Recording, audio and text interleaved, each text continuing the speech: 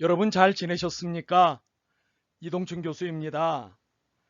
혹시 태풍으로 인한 어려움은 없으셨는지요? 무고하고 무탈하셨길 바랍니다. 또 이어서 태풍 소식이 있는데 모두가 큰 어려움 없이 이 어려움을 잘 넘겼으면 좋겠습니다. 자, 드디어 이 수업의 멤버십이 결정되고 첫 번째 수업이군요. 함께 공부할 수 있게 된 것을 기쁘게 생각하며 여러분 모두를 진심으로 환영합니다. 박수! 네. 아, 수업 진행 방식을 조금 더 구체적으로 설명을 드려야겠군요. 이 수업은 원래 수요일에 오후에 개설되어 있는 수업이죠. 그런데 이 수업을 온라인 강의 그리고 특별히 유튜브 녹음 녹화 강의라고 하는 것에 이점을 살려서 여러분들한테 어드밴티지를 좀 드리도록 하겠습니다. 수업은 수요일에 들으시면 됩니다. 가능한 한. 네. 그러니까 수요일이 되는 0시부터 목요일 이전 시간까지 가능한 한 수요일 중에 들으시면 좋겠습니다. 그러나 목요일에도 가능합니다. 사정이 있으신 분들은 제게 개인적으로 이야기를 하시고 목요일에 수강을 하셔도 되겠습니다. 그러나 반드시 제게 목요일에 들어야 하는 이유를 꼭 설명해 주시면 좋겠습니다. 그런데 말입니다. 가능하면 수요일에 들으시라고 말씀을 드리는 이유는 혹시라도 나중에 채점을 했는데 성적을 냈는데 동점이 될 경우에 아무래도 제 시간에 수업을 들으신 분이 조금 더 유리한 결과를 얻으실 수 있지 않을까요? 그래서 가능하면 수요일에 수업을 들으시고 수요일 중에 어느 시간에 들으셔도 상관이 없습니다. 그러나 사정이 생길 때는 목요일에도 가능하다는 걸, 그러나 꼭 제게 사정을 이야기를 해 주십사 하고 말씀을 드립니다. 수업을 진행하는 중에 2번 이상의 출석 체크를 하도록 하겠습니다. 물론 상황에 따라서는 3번도 어떤 때는 3번 이상도 생각을 해볼 수도 있겠습니다만은 뭐 과연 그럴까 생각은 있습니다. 네, 어찌되었건 수업 중에 2번 이상의 출첵이 있다는 사실을 꼭 기억을 해 두시기 바랍니다. 그런데 지난 학기 수업을 진행을 해보니까 출석 체크만 하시고 다른 일을 보시는 분들이 가끔 계시더라고요. 그러지 않으셨으면 좋겠습니다. 유튜브를 운영해 보신 분들은 알겠지만 이 수업, 그러니까 이 강의 또는 이 분량을 처음부터 끝까지 시청을 한 평균 타임이 나오게 되어 있습니다. 그걸 보면서 제 분량이 안 나오면 제가 여러분들한테 한 번 더 읍소를 해야 되는 그런 부분이 생깁니다. 출첵만 하고 다른 일을 보지 마시고 출첵 하시고 강의를 끝까지 처음부터 끝까지 들어주시면 고맙겠습니다. 그리고 출첵을 하는 내용을 교수의 카톡으로 여러분들께서 보내주시면 되겠습니다. 출석 체크에는 질문이 있습니다. 그 질문에 답변을 하시는 것으로 출석 체크가 됩니다. 그리고 이미 OT 시간을 통해서 설명을 드렸다시피 매주 불가피하게 과제가 부여됩니다. 그래서 그 과제를 제출을 하셔야 됩니다. 과제 제출하는 일정, 그것에 대해서는 이 수업 끝자락에 자세히 설명을 해드리도록 하겠습니다. 매주 과제는 교수의 이메일로 제출해 주시면 되겠습니다. 교수의 이메일도 이 수업 끝부분에 공지하도록 하겠습니다. 이렇게 수업은 가능한 수요일에, 그러나 목요일에도 가능하다는 사실을 말씀을 드립니다. 그러나 반드시 목요일에 수업을 들으셔야 할 사정이 생기실 때는 반드시 저에게 사전에 이야기를 해 주십사 하는 부탁입니다. 그리고 수업 중에 2번 이상의 출첵이 있다는 것, 그리고 매주 과제가 있다는 것, 이거 꼭 기억해 두시면 좋겠습니다. 자, 오늘은 2주차 강의입니다. 2주차 강의인 오늘 우리는 통일과 리더십이라고 하는 주제를 가지고 수업을 하도록 하겠습니다. 이미 잘 알고 계시다시피 우리의 수업의 이름은 통일 리더십입니다. 2개의 명사로 이루어진 수업이죠.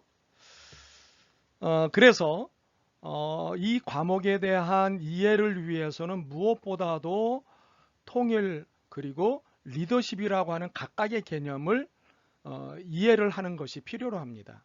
무엇보다도 이 수업이 깊이 들어가기 전에 통일은 무엇이며 리더십은 무엇인지를 이해를 해야 합니다. 그런데 이미 앞에 수업을 통해서 설명을 드렸다시피 리더십은 다양한 종류의 리더십이 있습니다. 그러나 이 수업은 통일에 초점을 맞춘 리더십을 공부하는 수업입니다. 그래서 통일과 리더십의 개념을 각각 이해를 하더라도 리더십의 개념은 철저하게 통일을 위한 리더십에 귀속된다고 하는 사실을 여러분이 기억하시면 좋겠습니다. 그래서 통일을 위한 리더십으로서의 리더십 개념과 그리고 이 리더십이 작동하기 위해서 굉장히 중요한 개념인 통일. 통일이 무엇이며 통일은 어떻게 하는 것이며 통일은 누가 하는 것이며 통일은 언제 하는 것이며 통일은 어떤 식으로 진행이 되어지고 그 결과를 어떻게 정리해야 되는지에 대한 통일하가는 전반적인 개념을 포괄적으로 정리를 하면서 리더십을 저희가 살펴보려고 하는 것이지요. 네, 오늘은 2주차 강의로 통일 그리고 리더십의 개념을 살펴보도록 하겠습니다.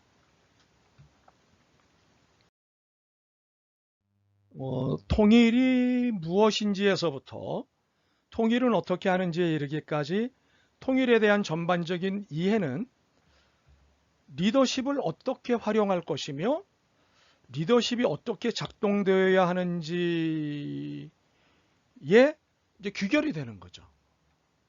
그러니까는 통일을 바르게 이해를 해야 리더십이 바르게 작동이 되는 거예요. 그러니까 리더십이 바르게 작동이 되면 통일 문제가 해결되는 것이 아니라 통일에 대한 이해를 바르게 할 때 리더십이 바르게 작동할 수 있는 거죠. 물론 리더십이라고 하는 여러 스킬들이 통일을 이끌어내는 작업들에 굉장히 중요한 역할을 하지만 그러나 통일을 바르게 이해하지 않고 리더십이 바르게 작동이 된다? 그것은 우리 수업에서는 이해할 수 없는 부분이고 받아들일 수 없는 것입니다. 그러므로 통일 개념에 대한 바른 이해가 필요하죠.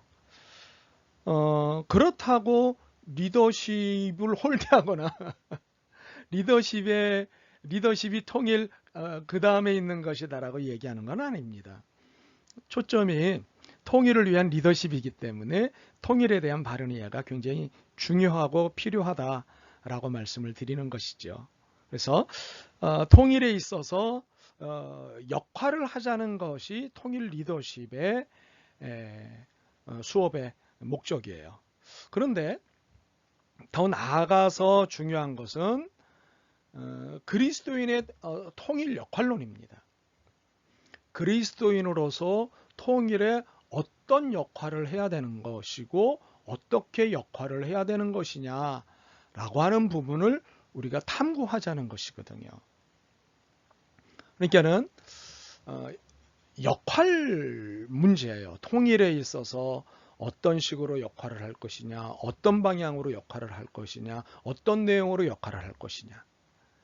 그러면서 리더십이 갖고 있는 굉장히 중요한 개념이 선도한다는 건데, 앞에서 끌건 뒤에서 밀건 아니면 동기를 부여해서 가게 하건 어찌되었건 리딩을 해야 되는 거죠.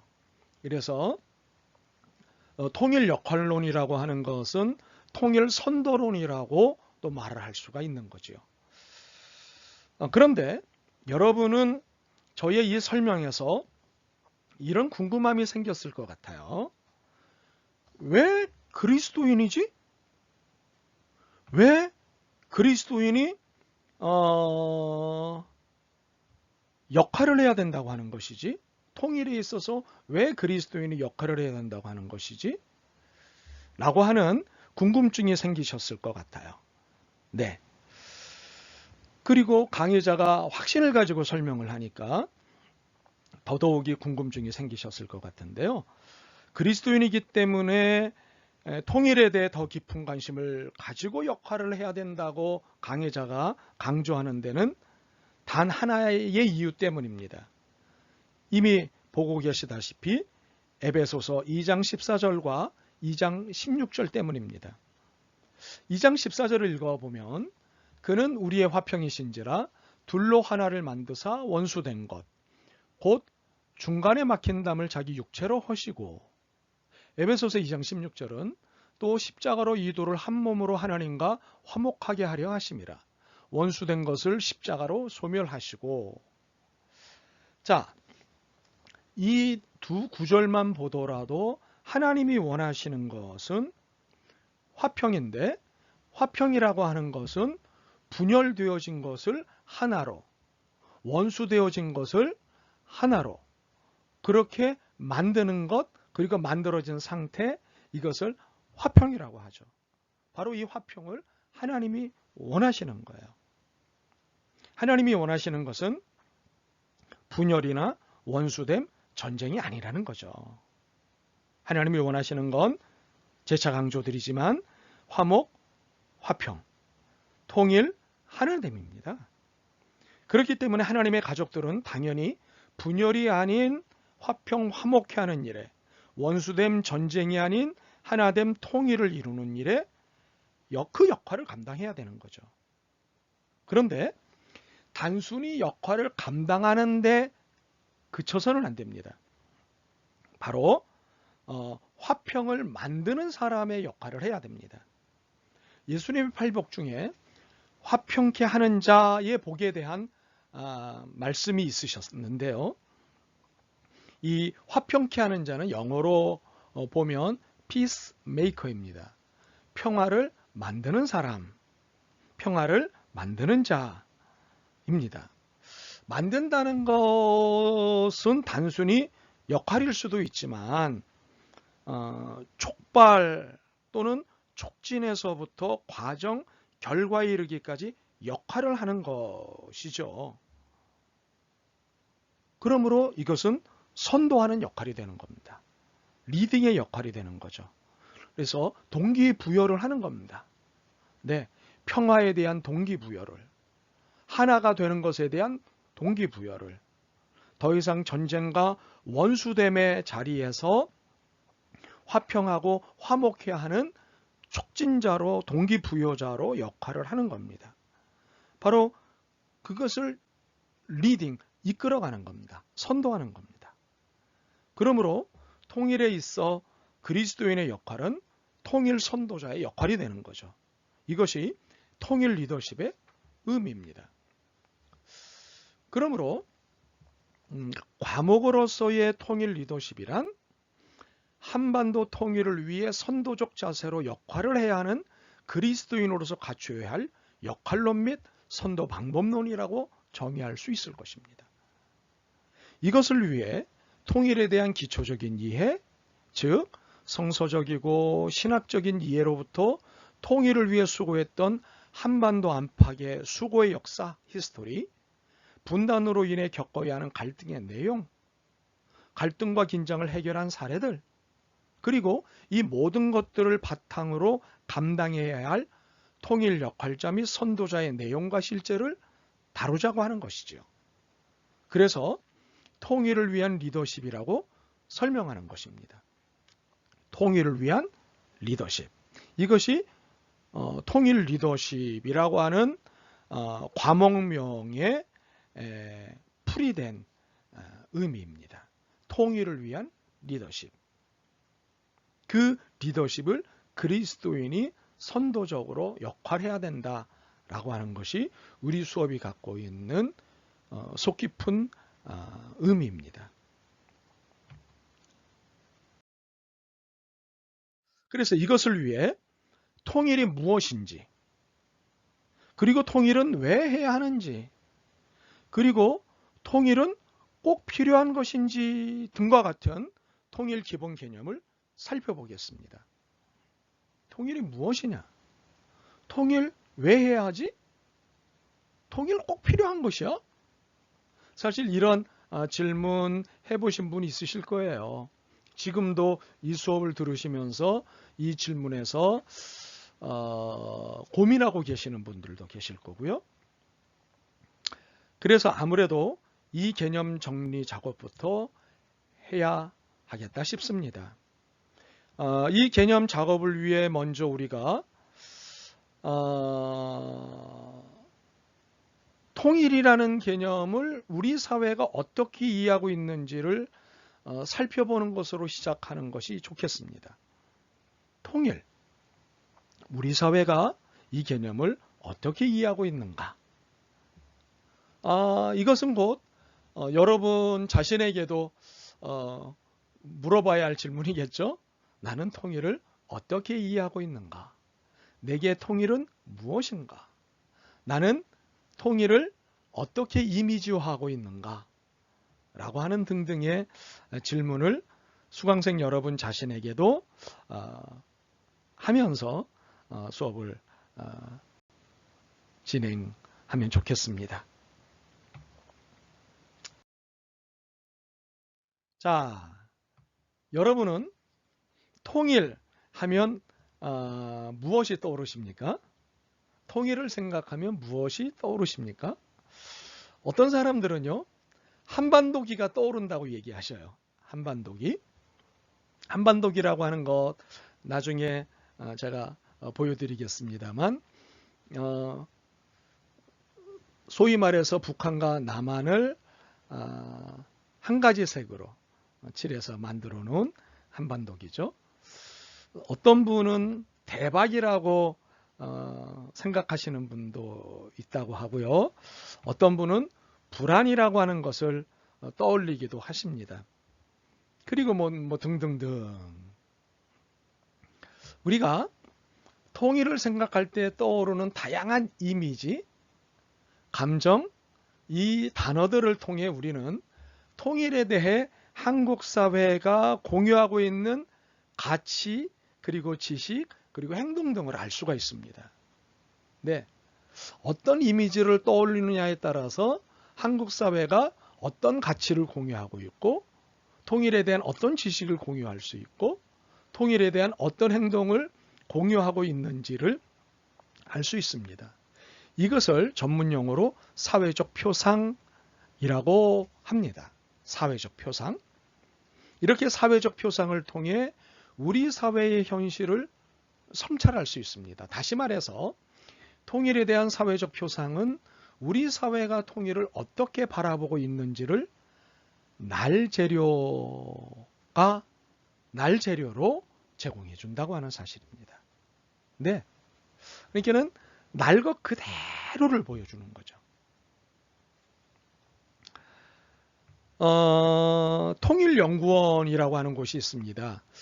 국가기관인데요. 통일을 전문적으로 연구하는 국책기관입니다.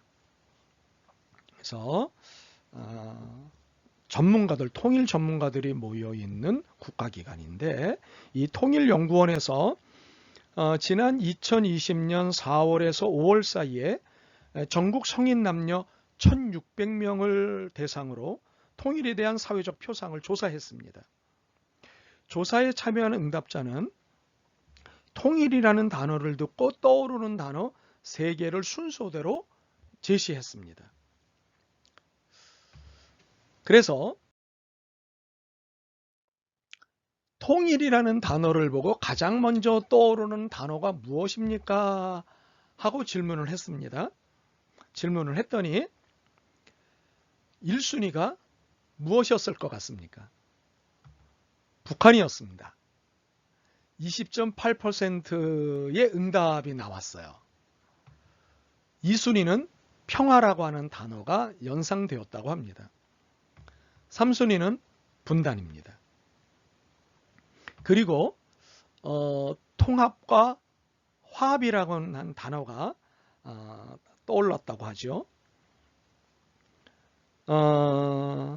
그러니까 통일이라는 단어를 보고 떠올린 모든 단어를 기준으로 분석했을 때 북한, 평화, 분단, 그리고 통합, 화합 순이었습니다. 이러한 결과는 우리 국민이 통일을 북한, 평화, 분단, 통합, 화합을 중심으로 생각하고 있음을 시사하는 것이죠. 네, 이게는 통일하면 제일 먼저 떠오르는 것이 북한이라는 거예요. 남한이 아니에요. 북한이에요. 그리고 통일 그러면 평화가 그 다음으로 떠오른다는 거예요. 그리고 분단. 네, 분단 상황이니 통일을 꿈꾸고 통일을 위해 수고해야 되는 건 맞겠죠, 그렇죠? 네.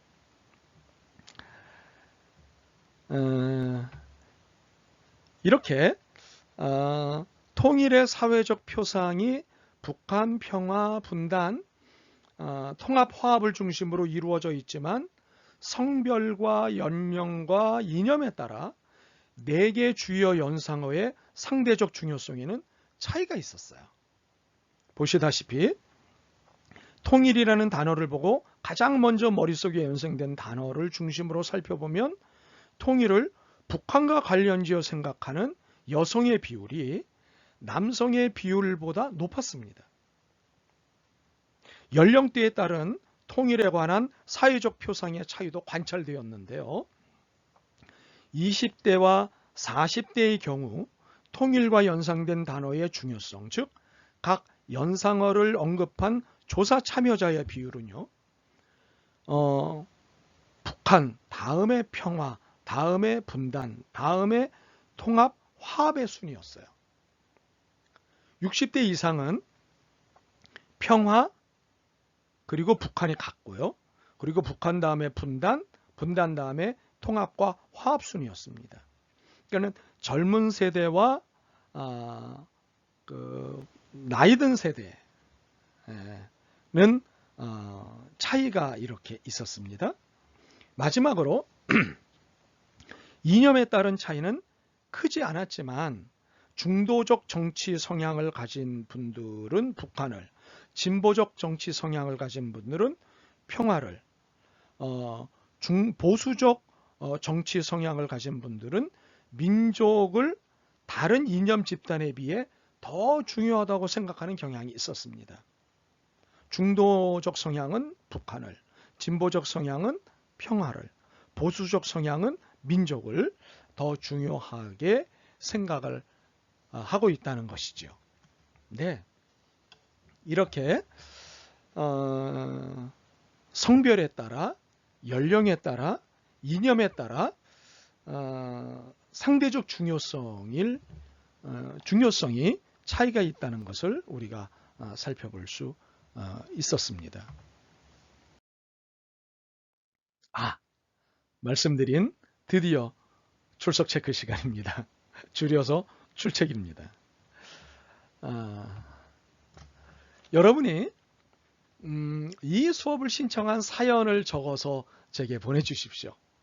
이 수업을 왜 신청하게 되었느냐. 어떤 분은 이 수업에 대한 관심이 진작부터 있었다. 어떤 분은 친구나 선후배의 소개로 이 수업을 신청하게 되었다. 수업 시간표를 쳐다보니까 얻어 걸렸다. 네, 제 소문을 진작부터 듣고 있어서 이 수업을 신청하게 되었다. 여러 사연들이 있으시겠죠. 네, 여러분들이 이 수업을 신청한 사연을 적어서 보내주십시오. 질문이 또 하나 있습니다. 이 수업을 통해 기대하는 것이 무엇이냐는 것이죠. 이 수업을 신청하실 때 여러분들이 이 수업을 통해 기대하는 바가 있으셨을 것입니다. 그 기대하는 내용을 적어서 보내주십시오. 하나 더. 교수에게 바라는 것 여러분 적어서 보내주십시오. 이 수업을 신청한 사연, 그리고 이 수업을 통해 기대하는 것, 그리고 교수에게 바라는 것, 이 세 가지를 좀 자세히 적어서 제게 보내주시면 이 한 학기 수업을 준비하고 수업을 진행하는데 제게는 큰 도움이 되리라 생각을 합니다. 여러분들의 진솔한 내용을 부탁드립니다. 제 개인 카톡으로 여러분들이 보내주시면 되겠습니다. 자, 시작해 주시죠. 자, 수업을 계속 이어가 볼까요? 자, 이 조사의 함의가 통일연구원에서 올해 조사한 이 결과에 함의하는 바가 무엇일까요? 이 조사의 결과가 함의하는 바가 무엇일까요? 크게 네 가지로 정리를 해볼 수 있는데요. 첫째는 통일에 대한 표상은 나 또는 우리가 아닌 상대, 북한에 초점을 두고 있다는 것입니다. 통일은 남과 북이 함께 만들어가는 과업이라는 점에서 통일을 생각할 때 북한을 떠올리는 것은 자연스러운 일입니다. 하지만 왜 북한만 떠올리느냐라고 하는 거예요. 왜 남한은 떠올릴 생각을 안 하고 떠올려지지 않느냐라고 하는 거예요. 물론 통일과 가장 강력하게 연결되어 있는 것이 북한이며55%를 언급한 응답자의 비율이 통일의 또 다른 주체인 남한을 언급한 응답자의 비율보다 5배 이상이라는 것은 있지만 이것은 분명 부자연스러운 일이에요. 이것은 우리 국민이 통일을 우리의 현재와 우리의 미래가 아닌 북한의 현재와 북한의 미래를 중심으로 생각하고 있다는 것을 시사하는 것이죠. 작년 2019년 통일연구원이 실시한 통일인식조사에서 통일이 되든 안 되든 내 생활에 큰 문제가 없을 것이다 라는 명제에 동의한 비율이 자그만치 56.2%였습니다. 그만큼 통일이 우리 국민의 삶과 괴리되어 있고 국민들이 통일을 우리의 일이 아니라고 생각하는 경향이 강하다는 것을 뒷받침해주는 결과입니다. 그러니까는 우리가 아니고 나도 아니고 상대 북한의 일이다라고 생각을 하는 거예요. 이것은 통일의 주체가 남한과 북한 공이 우리라고 하는 측면에서 볼 때 굉장히 여러 가지 고민을 하게 만드는 부분이 되는 거죠. 두 번째는요.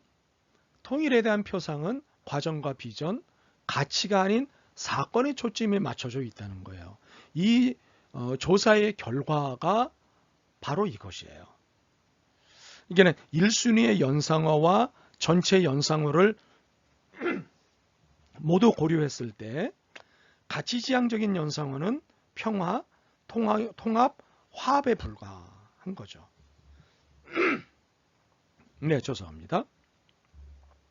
일반적으로 구체적인 사건이 추상적인 가치보다 상대적으로 쉽게 연상이 됩니다. 또한 통일이 미래에 발생할 가상의 일이라는 점을 고려한다면 가치나 과정, 비전보다 사건 중심으로 통일을 인식할 가능성이 높습니다. 하지만 기존 통일 담론이 공통적으로 통일의 필요성, 통일의 가치, 통일의 편익, 통일의 과정을 강조해왔다는 점에서 사건 중심의 통일 표상은 다소 이외의 결과입니다. 세 번째로 이 조사의 결과가 함의하는 바는 통일에 대한 표상은 중립적이라는 것입니다. 통일과 관련된 연상어들은 긍정적이지도 부정적이지도 않습니다. 통일에 대한 표상이 반드시 긍정적일 필요도 없으며 부정적이라고 해서 우려할 필요도 없습니다. 하지만 통일과 관련된 표상, 통일에 대한 생각들이 긍정적이지도 부정적이지도 않다는 것은 어떤 의미일까요? 먼저 통일이 우리 국민들에게 큰 의미가 없기 때문일 수 있습니다. 이것은 우리 국민이 통일이 자신의 일이라고 생각하지 않는다는 것. 바로 그 첫 번째 해석과 맥을 같이 한다는 것이죠. 통일을 제3자의 관점에서 바라본다면 통일에 대한 정서적 반응이 약할 수 있습니다. 또 다른 가능성은 국민들이 통일에 대해 호불호를 표현하는 것에 대한 부담을 가질 수 있습니다. 통일 문제, 북한 문제는 자신의 정체성을 고스란히 드러내는 이슈이기 때문입니다. 북한에 대해서 긍정적으로 바라보자, 북한에 대해서 부정적으로 바라보자. 이것에 따라서 자신의 정치적 색채를 드러내는 것처럼 여겨진다고 하는 것이죠.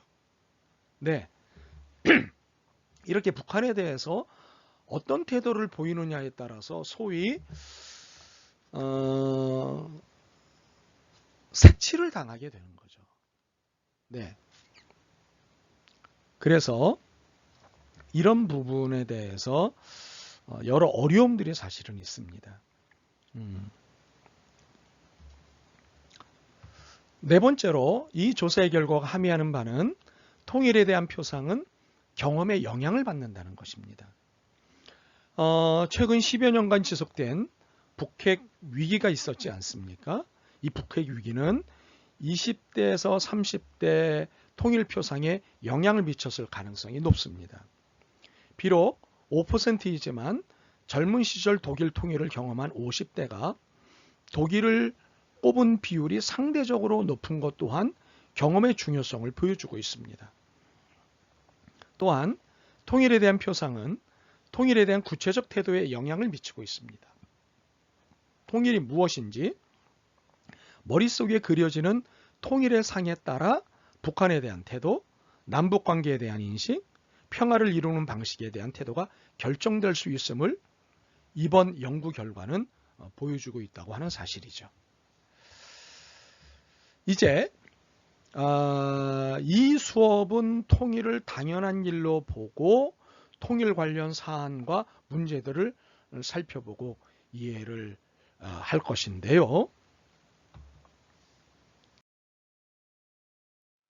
이것은 통일이라는 아직의 사건을 이미의 사건으로 이해하는 하나님 나라의 종말론적 신학의 정초에 있다고 하는 의미입니다. 통일을 꿈꾼다는 것은 아직의 사건을 꿈꾼다는 것이에요. 그러나 아직의 사건으로서의 통일을 꿈꾼다고 하는 것은 이미의 사건으로 이해를 하면서 나아간다고 하는 것이죠. 그래서 이 수업의 통일 비전은 미래지향적이고 희망적입니다만 이것이 현실화될 가능성이라고 하는 긍정적인 측면에 발을 디디고 있습니다. 그러나 긍정의 신학은 아닙니다. 일반적으로 긍정의 신학이라고 하는 것은 왜곡되고 오해된 부분이 많이 있어서 그런 측면의 신학은 아닙니다. 굳이 신학자를 소환하여 설명을 하자면 몰트만입니다. 몰트만의 희망의 신앙에 입각한 통일 비전이라고 하는 것을 말씀을 드릴 수 있겠습니다. 하지만 통일을 바르게 이해하기 위해서, 그리고 이해하고 말하기 위해서는 미리 이해할 것이 하나 필요합니다. 바로 분단입니다. 우리가 통일을 말해야 하는 이유, 그것은 분단이라는 아픈 역사가 있기 때문이죠. 일종의 과거사입니다. 사실 우리에게는 많은 과거사가 있습니다. 물론 지난 일들 모두가 과거사이긴 합니다만, 과거사의 개념은, 학문적으로 과거사의 개념은 근대 국가로 넘어오는 과정에서 있었던 잘못된 역사를 말합니다. 다시 말씀을 드릴게요. 근대 국가로 넘어오는 과정에서 있었던 잘못된 역사, 이것을 학문적으로 과거사라고 얘기합니다. 즉, 지배 권력이 자행한 억압과 폭력, 은폐하고 왜곡한 진실에 관한 것이죠. 이에 과거사 청사는 잘못된 것들을 교정하고 정화하는 것을 의미합니다. 과거의 역사적 사실 가운데 은폐되고 왜곡된 부분의 진실을 밝히고, 이를 통해 과거의 잘못을 확인하고 사회적으로 기억하며 역사의 기록으로 남기는 일이 바로 과거사 청산이라고 하는 것이죠. 일제강점기에 있었던 과거사를 청산하자고 하는 것이 지금도 우리 한반도 상황에서 진행되어지고 있지 않습니까?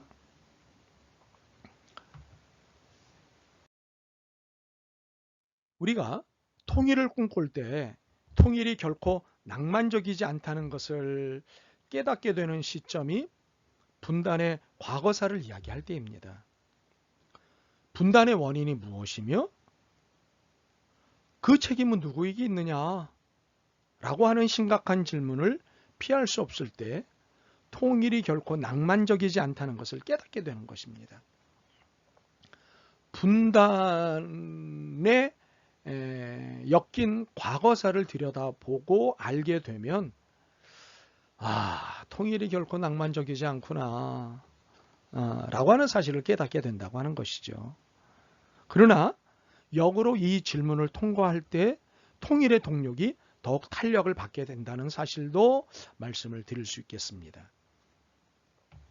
그렇다면 분단의 원인은 무엇일까요? 그리고 그 책임은 누구에게 있는 것일까요? 우리는 오랫동안 분단의 원인을 내적 요인으로 보았습니다. 우리의 문제다. 한반도 자체의 문제다. 당연히 책임도 내부로 돌렸습니다. 북한이 문제다. 아니다. 남한도 문제가 있다. 아니다. 남한이 문제다. 북한도 문제가 있다. 이렇게 내적 요인으로 보았고 당연히 책임도 내부로 돌렸습니다. 그런데 혹시 역사는 강자와 승자에 의해 써지고 고쳐진다는 말을 들어보신 적이 있나요? 혹시 그렇다면 우리에게 일반적으로 알려진 분단의 원인과 시기와 과정도 강자와 승자 중심으로 쓰여진 것은 아닐까요? 해방 이전부터 한반도는 미국, 중국, 소련, 일본 등 강자들의 전략적 요충지였습니다.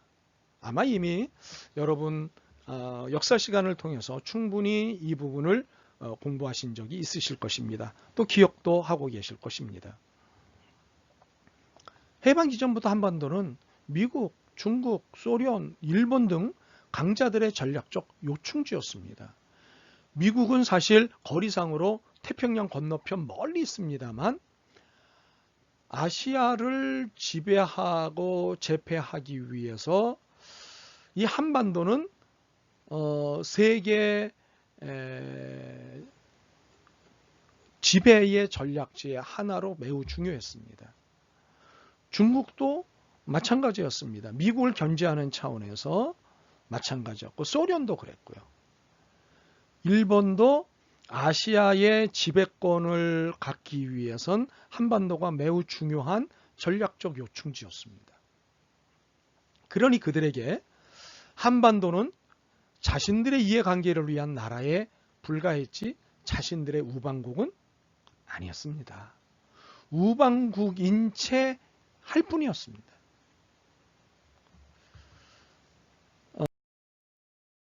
이것은 역사학자 이덕일 선생의 설명으로 충분할 것입니다.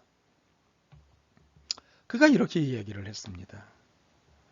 한 세기 전인 1905년 미국은 가스라테프트 밀약으로 미국이 필리핀을 차지하는 대신 일본은 대한제국을 점령한다는 사실을 몰래 합의했다. 이 밀약은 1924년 역사학자 타일러 데넷에 의해 처음 알려졌지만 이런 사실도 모르고 1920년 8월 미 국회의원단이 서울에 왔을 때 국내에서는 마치 한국을 독립시켜줄 구세주나 온 것처럼 법석을 떨었다. 미국이 태평양 전쟁에 나선 것은 일본으로부터 직접 공격을 당했기 때문이지 우리의 호소를 들어서가 아니다. 그래서 우리는 한국과 일본이 직접 충돌할 경우 미국이 누구의 손을 들어줄 것인가를 끊임없이 반문해야 한다. 이덕일 선생의 이 날카로운 지적은 우리 모두를 깜짝 놀라게 합니다. 예, 가스라, 테프트, 일본의 가스라, 미국의 테프트, 이 두 사람이 만나 밀약을 맺었습니다. 그 밀약의 내용이 바로 미국이 필리핀을 차지하는 대신 일본은 대한제국을 즉 조선을 점령한다는 사실을 몰래 합의를 한 겁니다. 네, 그리고 숨겼습니다. 그런데 이 밀약의 내용이 1924년 미국의 역사학자인 타일러 데넷에 의해 알려졌습니다. 이런 사실이 알려지기 전에 1920년 8월 미국 국회의원단이 서울에 왔을 때 국내에서요, 마치 한국을 독립시켜줄 구세주가 온 것처럼 법석을 떨었습니다. 1920년은 어떤 상황입니까? 일제강점기 상황 아닙니까? 그러나 미국이 태평양 전쟁에 나선 것은 조선의 독립을 위해서 나선 것이 아니라 일본으로부터 직접 공격을 당했기 때문에 나선 것이지 우리의 호소를 들어서가 아니었습니다. 지금까지도 미국이 이 한반도 또는 남한과 일본이 충돌했을 때 어느 쪽 손을 주로 들어주던가요? 최근에도 여러 차례 보셨을 것입니다. 중립적인 것 같이 보일 때도 늘 일본 편이었습니다. 네? 이것을 우리는 이번에 지소미아 사건을 계기로 해서 분명하게 확인할 수 있지 않습니까? 그렇습니다. 미국이 누구의 손을 들어줄 것인가를 끊임없이 반문해야 됩니다.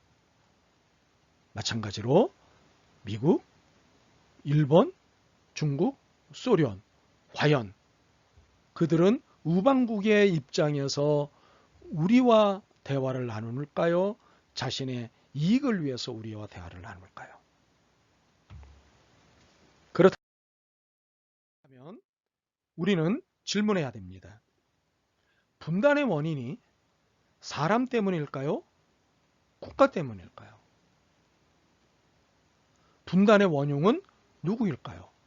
이승만, 김일성, 미국, 소련, 일본, 중국? 분명 이들이 분단의 원인과 원흉으로 거론되는 것은 이들이 당시 남북한의 지도자였고 주변 강대국들이었기 때문입니다. 대체로 진보 쪽에서는 미국과 이승만을 분단의 원인으로, 보수 쪽에서는 소련과 김일성을 분단의 원인으로 주장하고 있습니다. 또한 분단의 시기에 관해서도 이견이 있습니다. 1945년 8월로 보는 사람이 많지만 1953년 7월로 보는 사람도 적지 않습니다. 1945년 8월 확정된 38선을 따라 처음으로 국토가 분단되었는데 1953년 7월 그어진 휴전선이 현재 남북한의 국경선이 되어버렸기 때문입니다. 어째서 분단의 원인과 시기에 이런 이견과 혼란이 생기는 것일까요? 분명히 분단의 원인은 있습니다. 분명히 분단의 시기도 있습니다. 그런데 왜 이렇게 여러 이견들이 있는 것일까요? 그래서 왜 이런 혼란이 생기는 것일까요? 그 이유는 크게 세 가지 때문입니다. 첫 번째 이유는요, 분단에 대한 정의가 각각 다르기 때문입니다. 분단을 무엇으로 보느냐, 분단을 어떻게 보느냐에 따라서 이견이 생길 수밖에 없습니다. 두 번째 이유는요, 역사에 대한 진보주의자들의 시각과 보수주의자들의 시각이 큰 차이를 나타내고 있기 때문입니다. 그 가치관에 있어서도 큰 차이가 있기 때문입니다. 세 번째 이유는 의도적으로 역사를 왜곡하는 사람들이 적지 않기 때문입니다. 자신들의 정치적 목적과 정치적 이익을 위해서 역사를 왜곡하는 사람들 때문인데요. 이 역사 왜곡자들이요, 제법 많습니다. 그래서 분단의 원인과 시기에 대한 이견이 차이가 생기게 되는 것이죠. 네.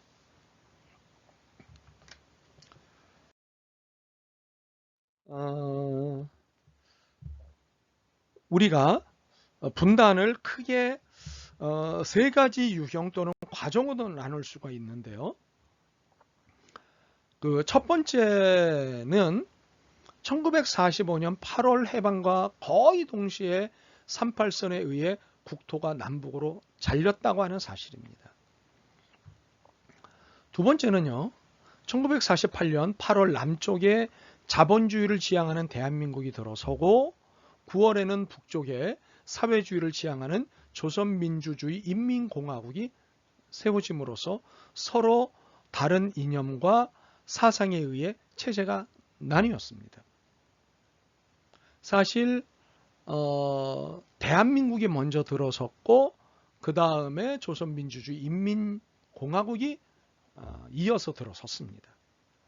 이 순서를 잘 기억할 필요도 있고 이 순서를 주목할 필요도 있고 주목하여 내용이 무엇인지 그리고 이것을 어떻게 해석해야 되는지를 우리가 이해해야 합니다. 세 번째로는요, 1950년 6월부터 1953년 7월까지 6.25 전쟁이라고 말하는 한국전쟁으로 같은 민족이 원수처럼 갈리게 되었습니다. 수업을 진행하는 중에 우리 수업은 한국전쟁이라고 하는 표현을 더 선호한다는 것을 설명을 드리겠고 왜 한국전쟁이라고 하는 개념을 선호하는지를 설명을 드릴 시간이 있을 것입니다. 한반도는 이렇게 1단계 국토분단, 2단계 체제분단, 3단계 민족분단으로 굳어졌습니다.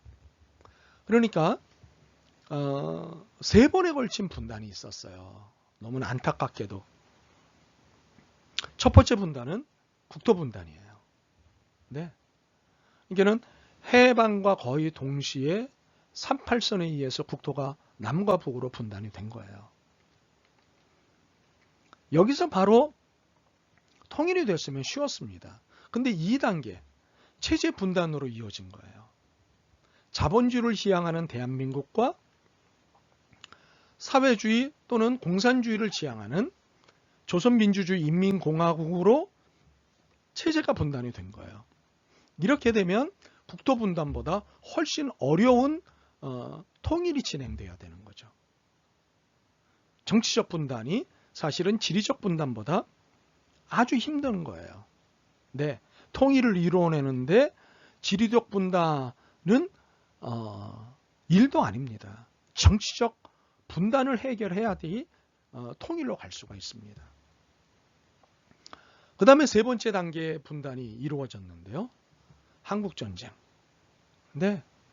민족 분단입니다. 이제 과거사 문제가 생긴 거예요. 네. 그것도 긴 시간 동안 무려 3년여에 걸친 전쟁. 예, 민족 전쟁이죠. 네. 이 민족 전쟁으로 인해서 민족 분단이 굳어진 겁니다. 그러니까 시간이 지날수록 사건이 쌓일수록 분단은 깊어지고 고착화되고 그리고 통일로 가는 길은 요원해지는 거예요. 점점 멀어지는 거고 점점 힘들어지는 겁니다. 그러므로 75년이라고 하는 분단의 오래 세월이 만만치 않은 것이고 쉽지 않다고 자꾸만 말씀을 드리는 거예요. 그러므로 내년이 오기 전에 한 단계 앞으로 통일을 향해서 걸음을 용기 있게 내디뎌야 하는 것이죠. 이것이 굉장히 필요합니다. 그러나 분단이 해방과 동시에 이루어졌다고 말하는 데는 문제가 있습니다. 엄밀히 말해 해방되기 전에 분단되었기 때문이에요. 예. 해방은 일본 천황이 공식적으로 항복을 선언한 1945년 8월 15일에 찾아왔지만 분단은 일본군이 미군에 은밀하게 항복 의사를 전한 직후인 1945년 8월 10일에 확정되었기 때문입니다. 8월 15일에 해방과 함께 분단이 찾아왔어요. 그런데 8월 10일에 사실은 분단이 확정됐습니다. 사실 일본의 항복은 미국을 당황시켰습니다. 1945년 8월 6일 히로시마에 이어 8월 9일 나가사키의 원자폭탄을 일본이 맞았지 않습니까? 그러면서 그 직후에 항복 의사를 전해왔는데 미국에 전한 거예요. 네, 8월 6일 히로시마, 8월 9일 나가사키. 여기 원자폭탄을 맞자마자 직후에 항복 의사를 미국에 타진을 한 거예요. 일본이 두 번의 원자폭탄을 맞은 것과 더불어 소련이 8월 8일 일본에 전쟁을 선포하고 한반도를 진격해온 것이 항복의 또 하나의 원인일 수도 있습니다. 그러니까 8월 9일 나가사키에 원자폭탄을 맞기 전에 소련이 8월 8일에 일본의 전쟁을 선포하고 이제 소련군이 일본을 향해서 내려오고 있었습니다. 네. 그러자 긴장을 하고 있던 차에 8월 9일 날 나가사키에 원자폭탄을 맞으면서 두 손을 들은 겁니다. 네. 그러니까 사실 미국 국무부와 군부는 8월 10일 일본군의 항복을 받을 계획을 세우면서 조선 지도에 38선을 찾아냈습니다. 이 사실을 꼭 기억하셔야 됩니다. 그 이유가 무엇일까요? 38선 북쪽에서는 소련군이 항복을 받고 남쪽에서는 미군이 항복을 받도록 하기 위해서였습니다. 미국은요, 될수록 조선 북쪽 멀리까지 올라가 일본군의 항복을 받고 싶었지만 바다 건너 오키나와와 필리핀에 있던 미군들이 군함으로 조선에 이르려면 거의 한 달이 걸려야 했습니다. 그러니까 미군의 대부분의 병력을 필리핀에 배치하고 있었어요. 그리고 오키나와에 주둔시키고 있었어요. 이게는 대부분이 필리핀 쪽에 가 있었거든요. 그래서 조선에 이르려면 거의 한 달에 이 모든 병력이 결집이 되려면 거의 한 달이 걸려야 했어요.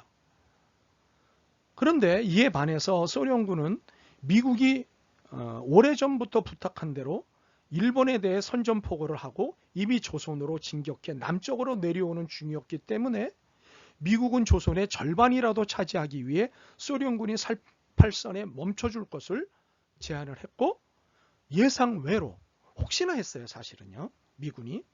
그런데 소련은 이 제안을 덥석 받아들였습니다. 그리고 남하를 중지했습니다. 이렇게 국제적 정치 이유 때문에 단순히 위도를 나타내는 38선으로 남북이 나뉘게 된 것입니다. 그러니까는 미국은 미국대로 자기 이익을 가지고 소련은 소련대로 자기 이익을 가지고 한반도를 갈라놓은 거예요.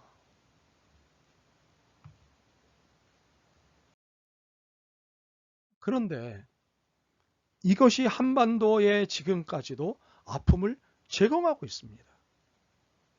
지금도 이것으로 인해서 친일파들이 반성 없이 활개를 칠 수 있는 배경이 됐다는 사실입니다. 소련군은 북쪽으로 8월 9일에 들어왔지만 미군은 한 달 뒤인 9월 8일에야 남쪽에 도착함으로써 해방된 뒤에도 38선 이남에서는 일본군과 친일파들이 활개를 치고 해방 이후에도 계속해서 권력을 장악할 시간과 환경을 만들어 주었던 것입니다. 미군이 한 달 뒤에 들어올 때까지 소련이 혹시라도 더 남쪽으로 내려올까 봐 전전긍긍하였다는 사실이죠. 그래서 친일파들에게 대신 우리를 위해서 수고해달라고 분위기를 만들어준 거예요. 그 당시에 친일파들을 다 잡을 수도 있었는데 친일파들을 잡지 못하고 오늘까지도 이 땅에 친일파들이 활개를 치게 만들었던 건 다 미국의 자기 이익 때문에 그랬다는 사실이에요. 따라서 미국은 38선을 먼저 제안한 주범이고 소련은 그 제안을 받아들인 종범이라고 할 수밖에 없어요. 네?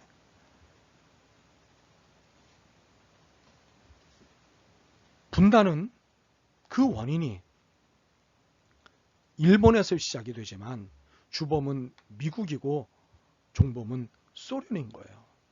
그런데 이렇게 주장하는 데는 또 다른 근거들이 있습니다. 1945년 12월 27일자 동아일보와 조선일보의 기사가 오보였음이 조선의 신탁 통치에 관한 미국 국무부가 비밀 해제하고 공개한 외교문서를 통해 밝혀졌습니다. 지금부터 설명을 드리는 내용이 그것을 정리한 것인데요. 첫째, 미국이 일본과 한창 전쟁을 벌이던 1943년 3월 루즈벨트 미국 대통령은요, 워싱턴을 방문한 앤서니 이든 영국 외상에게 일본이 항복하면 조선을 국제적 신탁 통치 아래 두자고 제안을 했습니다. 이때 이든은 아무런 대응도 하지 않았습니다. 두 번째로 미국과 영국과 중국의 정상들이요, 1943년 11월에 만난 카이로 회담의 속편이라고 할 수 있는 미국, 영국, 소련의 정상들이 1943년 12월에 만난 테헤란 회담에서요, 미국의 루즈벨트는 조선 사람들이 자치 정부를 꾸리고 유지할 능력이 아직 없으므로 40년간 신탁 통치를 받아야 한다고 주장을 합니다. 이때 스탈린은 그냥 간단히 동의를 했어요. 큰 고민 없이 그냥 동의를 한 거죠. 세 번째는요, 미국, 영국, 소련의 순회들이 1945년 2월에 만나 얄타 회담에서 루즈벨트가 이렇게 제안을 합니다. 필리핀 사람들이 자치정부를 준비하는데 약 50년이 걸린 경험에 비추어 조선 사람들은 적어도 20년에서 30년은 신탁 통치를 받아야 할 것 같다고 주장을 합니다. 이에 스탈린은 신탁 통치 기간이 짧을수록 좋다고 대응을 합니다. 지난번하고는 달랐어요. 신탁 통치 기간이 짧으면 짧을수록 좋다? 그것이 스탈린의 반응이었어요. 네 번째로 미국, 영국, 소련의 외무장관들이 1945년 12월 모인 모스크바 삼상회의에서 미국 대표는 조선의 5년간 신탁 통치를 실시하고 5년 더 연장하자고 제안을 한 반면 소련 대표는 조선 문제에 강대국들이 꼭 개입해야 한다면 조선 사람들이 먼저 임시 정부를 세우도록 하고 그를 미국, 영국, 소련, 중국 등 4대국이 후원하는 것으로 그치자고 하면서 연장 없이 한 번만 실시하자고 수정 제안을 했습니다. 이것이 모스크바 3상회의 결과입니다. 소련의 제안대로 조선에 대한 5년 후견제 또는 신탁 통치안이 채택된 것이 사실입니다. 그러나 미국이 40년, 20년에서 30년, 나중에는 5년씩 2번 실시하자고 줄기차게 주장한 것은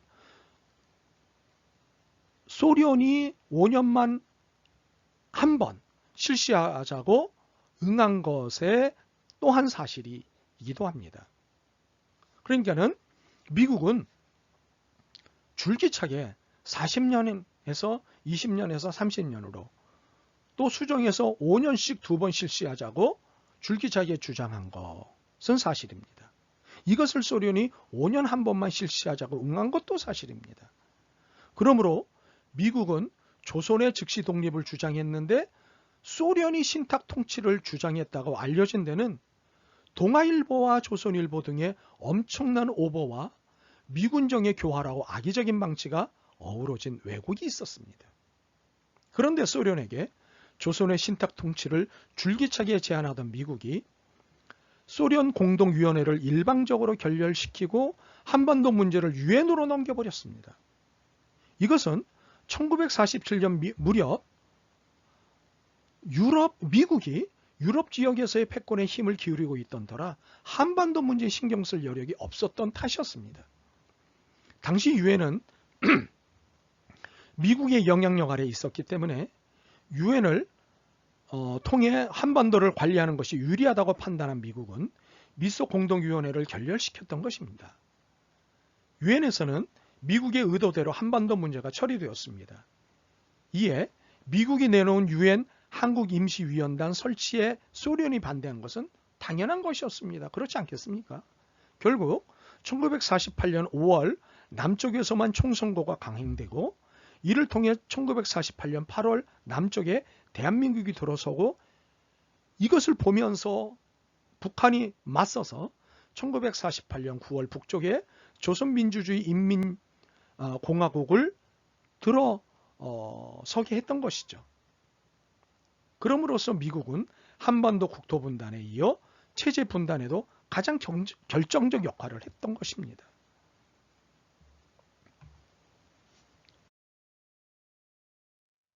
이렇게 분단의 역사는 오늘까지도 진실을 은폐시키느라고 애쓰고 있습니다. 이제 한국전쟁으로 가보겠습니다. 우리가 한반도 통일 문제를 대할 때 논쟁의 발화점이 되는 것은 몇 개의 지점이 있는데 그중 큰 것이 한국전쟁에 대한 책임 소재입니다. 한국전쟁의 책임이 누구에게 있느냐는 것입니다. 당연히 북한 아니냐 그런 소리가 여러분 안에서도 당장 들려오는군요. 위키백과를 보니 이렇게 설명이 되어 있더군요. 1950년 6월 25일 새벽 4시에 인민군은 242대의 전차를 앞세우고 38선을 넘어 옹진, 개성, 동두천, 춘천, 인학 등지의 육로와 동해안을 돌아 삼척, 임원진 등지에 상륙하여 일제히 공격해왔다. 이것은 분명한 사실입니다. 특정할 수밖에 없는 자료들이 있기 때문입니다. 그러나 원인이라는 측면에서 볼 때 과연 북한만이 원인이었을까요? 북한이 6월 25일이라는 특정한 날짜에 전쟁을 일으킨 것은 사실입니다. 그렇지만 이미 적화통일론을 공공연하게 선언하고 이를 추진하고 있었기에 전쟁은 이미 진행되고 있었습니다. 이와 마찬가지로 남한의 이승만 대통령도 북진통일론을 공공연히 이전부터 주장하고 있었습니다. 북한은 적화통일론으로 남한은 북진통일론으로 6월 25일 이전부터 계속 상대방에게 엄포하고 있었던 것은 사실입니다. 이를 미국과 유엔을 통해 인정받고 승인받기 위해 이승만 대통령은 다각의 수고를 하였던 바라 따지고 보면 전쟁은 이미 진행되고 있는 것이나 다름이 없었습니다. 어쩌면 전쟁이 일어날 수밖에 없는 원인 제공을 북한만이 아니라 남원도 그러므로 상호 제공한 것이라고 봐야 합니다. 그러므로 북한이야 특정한 역사적 행위를 하였으므로 분명한 1차적 책임이 있지만 남한도 책임에서 완전히 자유로울 수는 없습니다. 그런데 전쟁 발발에 국한해서 전쟁 책임을 묻기보다 이러한 전쟁이 일어날 수밖에 없도록 한 것은 더 깊은 연원이 있습니다. 그 연원을 추적한다면 대답은 또다시 달라집니다. 한국전쟁은 분단에 연루되어 있기 때문입니다. 이미 분단된 상태에서 한국전쟁이 일어났습니다. 설명을 들었다시피 그렇지 않습니까? 불행하게도 해방과 동시에 한반도는 분단이 되었습니다. 분명 분단이 우리의 소원이 아니었습니다. 우리의 소원은 해방이었고 자유를 누리는 삶이었습니다. 그런데 우리의 소원과는 달리 한반도는 국제정치의 희생제물이 되고 말았습니다. 무엇입니까? 미국과 소련이라는 양극체제의 희생물이 되었던 것입니다. 전쟁 패자인 일본은 한반도의 희생을 통해 살 길을 찾았는데 미국과의 타협을 통해 한반도의 분단을 기획했던 것입니다. 아주 교묘한 일본입니다. 결국 한반도의 분단 기획은 한국전쟁 발발의 진실이고 깊은 연원인 것입니다. 이러한 모든 것이 사실에 대한 진실입니다. 그러므로 한국 전쟁의 책임을 어느 한쪽에 일방적으로 몰아붙이는 것은 문제가 있습니다. 특히 미국과 소련은요, 한국전쟁의 책임으로부터 더욱 자유로울 수 없는 국가들입니다. 분단의 원인에 있어서 미국이 주범이고 소련이 종범이듯이요, 한국전쟁의 책임으로부터 결코 자유로울 수 없는 두 나라입니다. 미국, 소련입니다. 네, 이것을 여러분 꼭 기억하셔야 됩니다. 네, 출석 체크하겠습니다. 출석 체크하는 내용은 이겁니다. 분단의 책임과 한국전쟁의 책임은 누구에게 있는가요? 네, 오늘 수업 내내 제가 이 부분을 설명을 드렸습니다. 여러분들께서 정리하셔서 제 개인 카톡으로 보내주시기 바랍니다.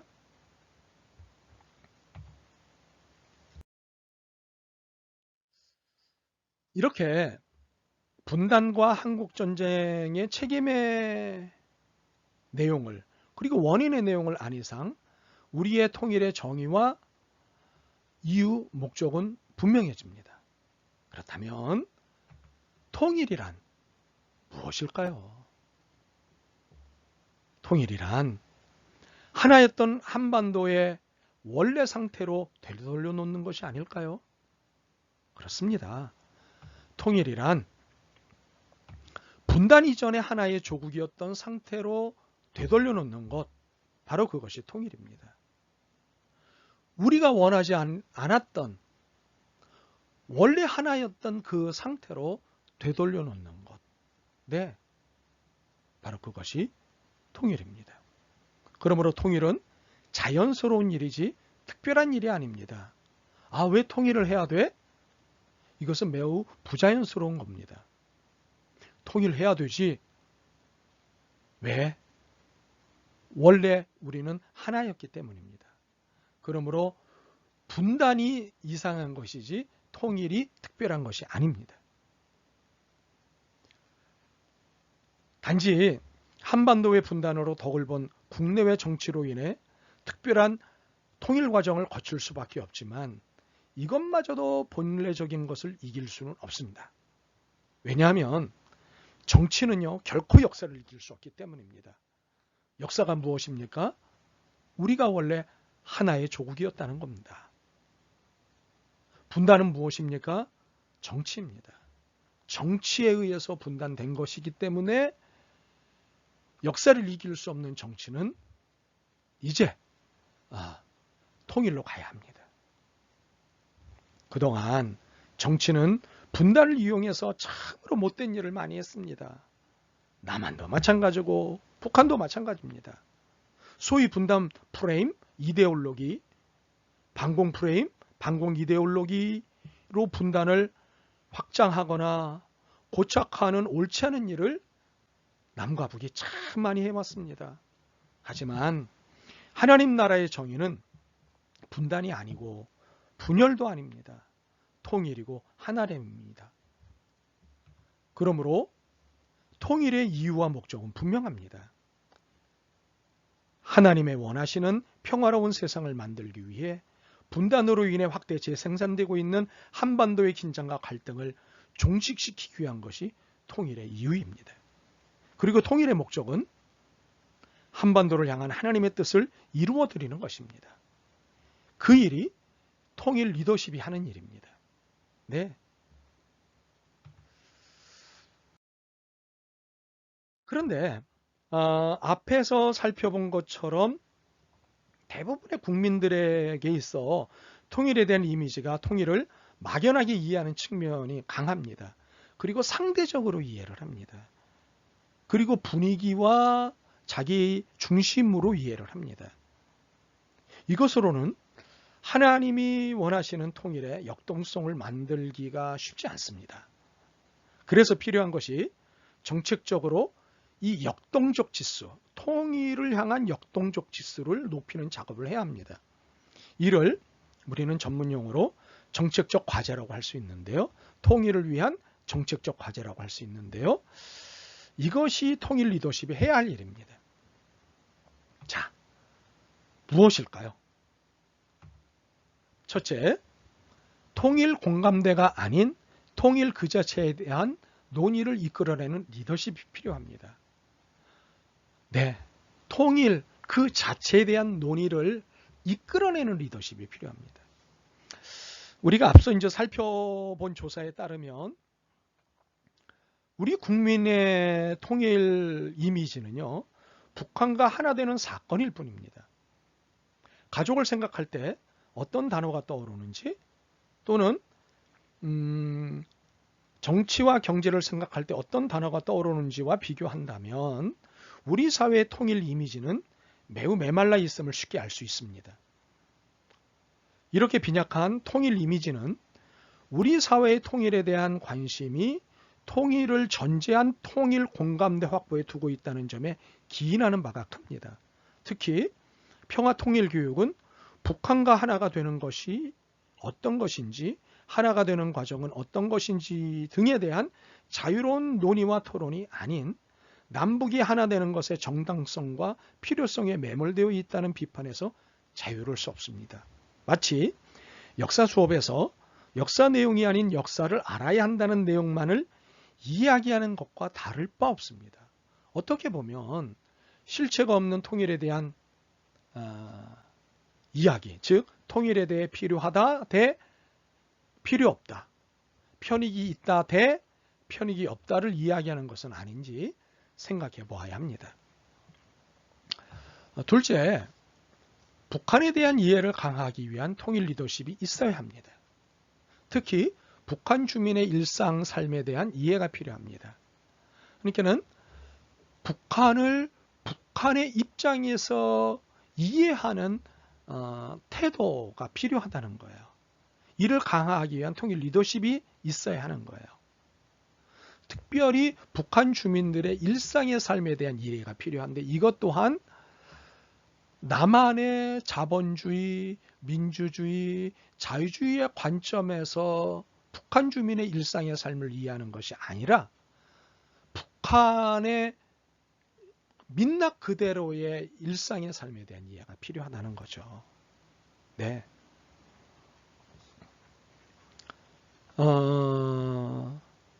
우리가 통일이라고 하는 관점에서 북한을 이해를 하려면 북한을 있는 그대로 이해하는 것, 그들이 가지고 있는 것, 그 속을 우리의 관점이 아니라 그들의 관점으로 들여다보는 것이 굉장히 필요합니다. 네. 이것을 이끌어내야 된다는 것. 세 번째로는요, 통일과 북한에 대한 자유로운 토론이 가능한 사회적 분위기를 조성하는데 이를 통일 리더십이 감당해야 한다는 것이죠. 네. 통일에 대해서 이렇게 이해하면 빨갱이, 북한에 대해서 저렇게 이해하면 빨갱이, 그런 프레임에 의해서 자유로운 토론이 가능한 사회적 분위기가 조성되어야 합니다. 이것을 통일 리더십이 감당해야 된다는 것이죠. 네. 통일에 대한 자유로운 논의가 통일에 대한 확신으로 이어져야 한다는 거예요. 예. 그러기 위해서는 통일 리더십이 좀 자신감을 갖고 이를 추진해 나가야 합니다. 네.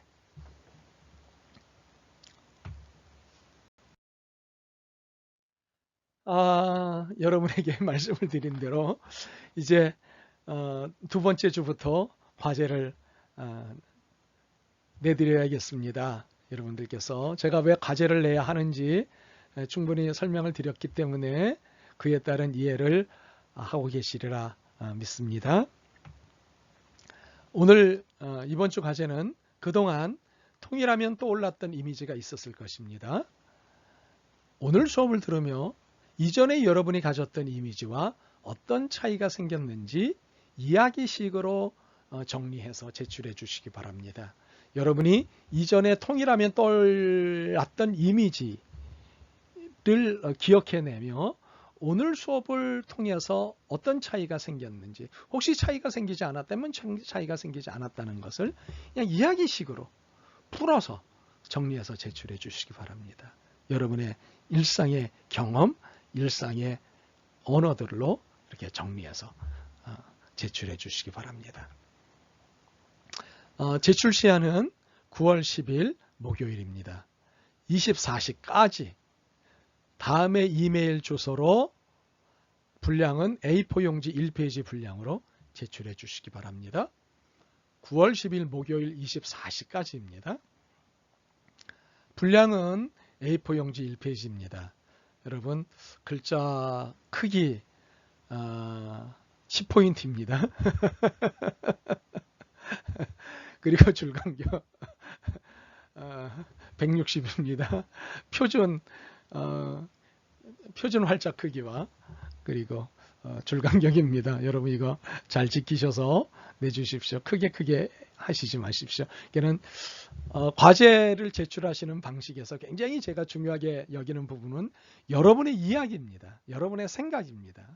여러분의 생각이 가득 담긴 과제를 제출하실수록 제가 여러분에게 좀 더 행복한 마음을 가질 수 있을 것 같습니다. 이거 잘 지켜주실 수 있겠죠? 네, 좋습니다. 오늘 우리는 많은 이야기를 나누었습니다. 많지만 여러분들께서 잘 정리하시리라 믿습니다. 그럼 다음 수업에서 뵙겠습니다. 수고하셨습니다. 땡큐. 안녕.